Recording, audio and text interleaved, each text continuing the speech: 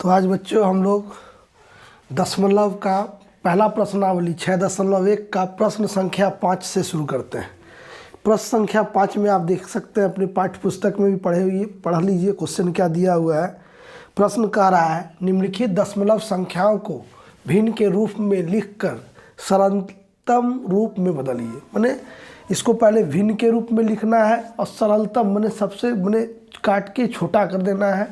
तो पहला है 2.5, तो 2.5 को हम लोग लिख सकते हैं क्या, यहाँ से अगर दशमलव हटाइएगा तो क्या हो जाएगा 25/10। क्यों, तो दशमलव के बाद एक अंक है इसलिए एक शून्य लिखेंगे। तो ये 5 से दोनों कटेगा, 5 से 5 बार में 25 और 5 से 2 बार में 10, तो इसका सरलतम रूप हो जाएगा 5/2।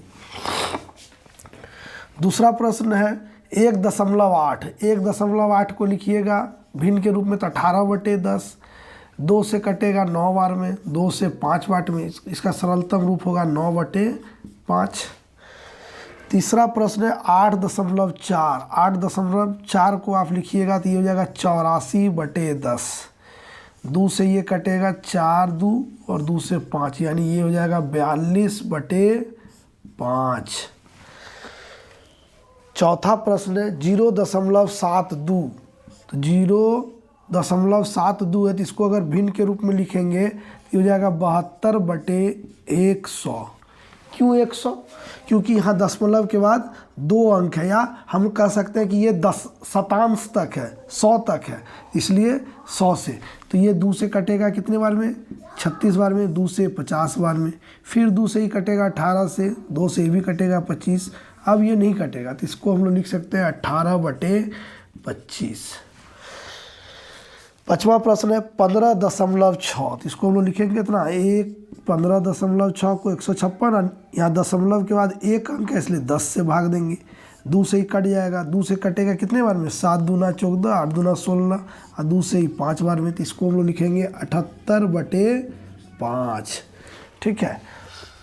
इसका छठा प्रश्न है 23.8, तो इसको हम लोग लिख सकते हैं 8/10, 2 से 5 बार में और 2 से 1 1 9 यानी 119/5।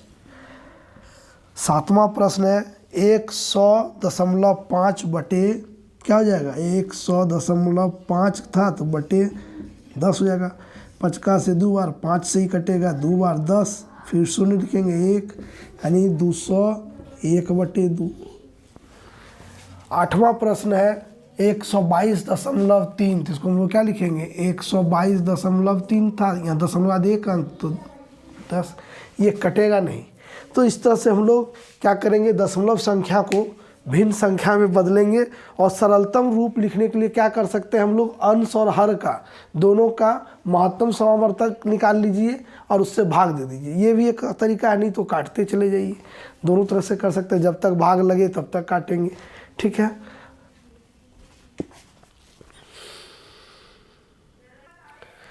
प्रश्न संख्या 5 में है निम्नलिखित दशमलव संख्या को रेखा पर दिखाइए। पहला में है 0.9, दूसरा है 1.7, तीसरा में है 2.7 और चौथा है 3.5। तो पहला हम बनाते हैं 0.9। 0.9 में आप क्या देख रहे हैं, इकाई में अंक नहीं है, इकाई में शून्य है, यानी कि ये संख्या 0 और 1 के बीच है। तो हम लोग लिखेंगे क्या करेंगे, शून्य यहाँ देंगे, 1 यहाँ दे दिया, इसके बीच कितना खंड करना है तो 10 खंड करना है। तो हम लोग 10 खंड करते हैं पहले,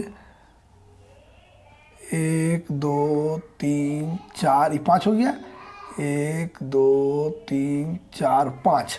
तो आप देखिए 9वां खंड लेना है, तो ये 9वां खंड होगा यहाँ पे, तो ये जो होगा इसका मान होगा 0.9। इसका नाम भी दे दीजिए, नाम देना बहुत ज़रूरी है। ठीक है। दूसरा संख्या देख रहे हैं आपका क्या है 2 नंबर में 1.7, 1.7 है, यानी ये संख्या किसके बीच है 1 और 2 के बीच है। तो हम लोग कहाँ संख्या रेखा पर कहाँ से लेंगे, शून्य लेंगे, 1 मान लीजिए लिए और 2 भी लेंगे। संख्या कहाँ पर खंड कीजिएगा तो 1 और 2 के बीच हम लोग कितना खंड करेंगे, 1 और 2 के बीच 10 खंड करेंगे। तो 1 2 3 4 5, 1 2 3 4 5, ये बराबर दूरी पर स्केल से आप कीजिएगा, स्केल ले लीजिए, स्केल से बराबर खंड में इसको बांटिएगा, ठीक है। अब देखिए एक तो ये हो गया, अब देखिए 1 2 3 4 5 6 7 ये होगा, ये जो खंड है, ये जो भाग है, इसी का मान होगा 1.7, इसका नाम m दे दीजिए। अगला प्रश्न है 3 नंबर में 2.7, 2.7 यानी 2 और 3 के बीच है, तो इस संख्या रेखा लीजिए, यहाँ पर हम 2 ले लेते हैं, 3 ले लिए, इसके बीच में हम लोग क्या करेंगे, कितना खंड करेंगे, 10 खंड करेंगे, तो 1 2 नहीं हुआ, फिर से लेते हैं यहाँ पे, हाँ 1 2 3 4 5 हो गया, इधर 1 2 3 4 5 हो गया। अब देखिए ये 2 था, 7वां घर, तो 1 2 3 4 5 6 7, ये जो खंड है ये आपका होगा 2.7, इसका नाम P दे देंगे, ठीक है, ये वाला खंड, ठीक है। अगला है 3.5, यानी कि ये किसके किसके बीच है, तो संख्या, ये जो संख्या है 3.5, ये 3 और 4 के बीच है, तो हम लोग संख्या रेखा लीजिए। संख्या रेखा में आप 1 ले सकते हैं, 2 ले, 0 से भी ले सकते हैं, 0 1, फिर 2, फिर 3 4, अब इसके बीच कितना खंड करना होगा, तो फिर 10 खंड करना होगा 3 और 4 के बीच, तो 1 2 3 4 5, 1 2 3 4 5, 5वां घर लेना है, तो 5वां घर आपका कौन है, 1 2 3 4 5, ये 5वां घर है, तो इसी का मान होगा 3.5, इसका नाम दे दीजिए Q। तो संख्या रेखा पर किसी भी संख्या को दर्शाने के लिए हम लोग क्या करते हैं, पहले तो उसको व्यवस्थित कर ये देखना है कि किस किस संख्या के बीच वो संख्या दशमलव संख्या उपस्थित है, वो ज्ञात करने के बाद हम उस संख्या रेखा पे संख्या लेंगे। संख्या लेने के बाद बराबर खंड में बांटेंगे, 10 बराबर खंड में, 2 संख्या के बीच 10 बराबर खंड में बांटिए। उसके बाद उस संख्या को दर्शाइए, और उस संख्या को दर्शाने के बाद उसका एक नाम भी देंगे, क्योंकि हमारा आपका भी नाम है ना, किसी का नाम है, आपका भी नाम है सोनू मोनू टोनू, उसी तरह संख्या का भी एक नाम हम लोग जरूर देंगे। तो अभी तक जो हम संख्या रेखा पर दिखलाने सीखे थे कि संख्या रेखा पर किसी दशमलव संख्या को कैसे दिखलाएंगे, अब इस प्रश्न में क्या किया है कि संख्या रेखा दिया हुआ है, बिंदु दिया हुआ है, उसका अंक बताना है कि वो क्या संख्या को दर्शा रहा है। तो क्वेश्चन समझिए, दी हुई संख्या रेखा पर स्थित PQRS, आप देख रहे हैं PQRS बिंदु दिया हुआ है, बिंदु के लिए दशमलव संख्या लिखिए। अब इसके लिए दशमलव संख्या लिखना है, तो पहले क्या करेंगे, सबसे पहले संख्या रेखा को आप गौर से ध्यान से देखिए, कौन कौन सा अंक है यहाँ, 0 है, 1 है और 2 है, यानी संख्या जो है वो 0 और 2 के बीच स्थित है। उसके बाद देखिए कितने घर है, 0 और 1 के बीच कितना घर है, 1 2 3 4 5 6 7 8 9 10, 10 खंड में किया हुआ है।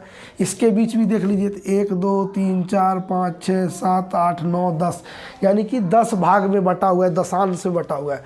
तो ये देखिए P का जब देखिएगा तो यहाँ से गिनिए, 1 2 3 4 5, P का 5वां घर है, यानी कि 0.5 होगा। उसके बाद Q का देखिए, तो यहाँ 1 है, 1 2 3 पे है, यानी कि इसका मान 1.3। फिर R के लिए यहाँ से गिनना शुरू कीजिए, 1 2 3 4 5 6, यानी कि इसका मान कितना है, 1.6। फिर S के लिए यहाँ से गिनिए, 1 2 3 4 5 6 7 8, यानी इसका मान कितना है, 1.8। यानी P का मान क्या है, बिंदु किस बिंदु को दर्शा रहा है, 0.5 को। Q जो है 1.3, R जो है वो 1.6 और S जो है वो 1.8 को दर्शा रहा है। तो इस तरह से हम संख्या रेखा पर स्थित अगर कोई बिंदु है तो उसका अंक देख के बता सकते हैं।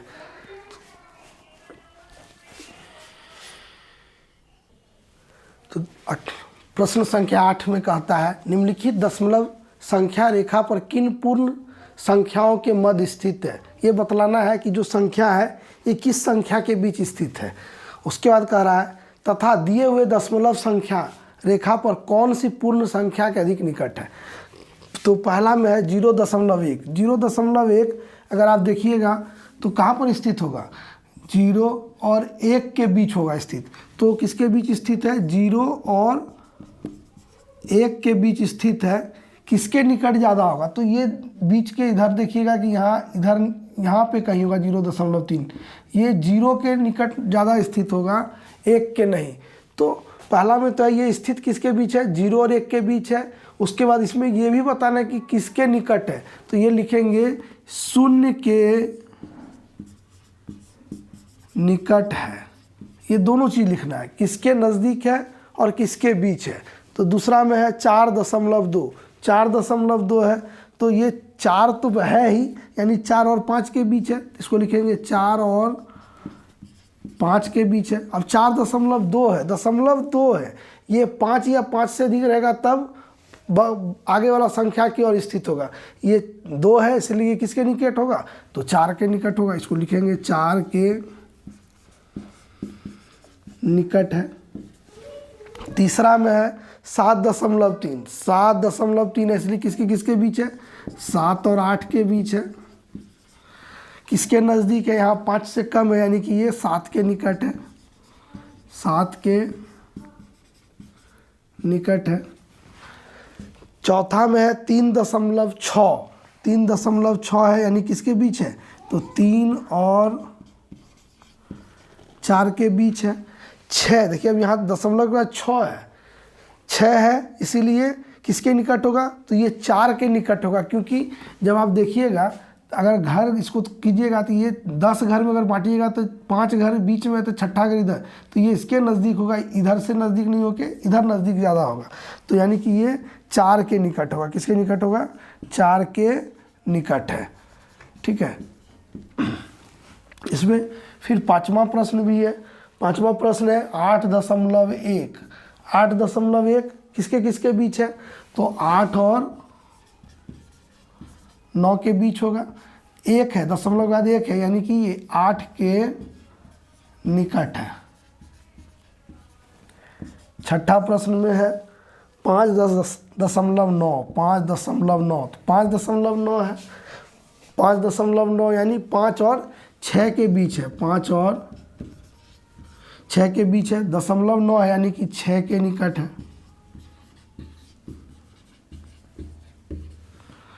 7वां प्रश्न जो है आप देखिए 15.7, तो 15.7 है, तो 15 और 16 के बीच होगा, 15 और 16 के बीच है। दशमलव के बाद कितना है? 7 है, यानी किसके बीच होगा?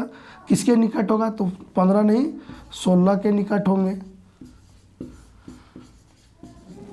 और अंतिम जो 8वां प्रश्न है आपका वो है 18.9, 18.9 किसके बीच है? 18 और 19 के, और ये 19 के निकट होगा। किसके निकट होगा?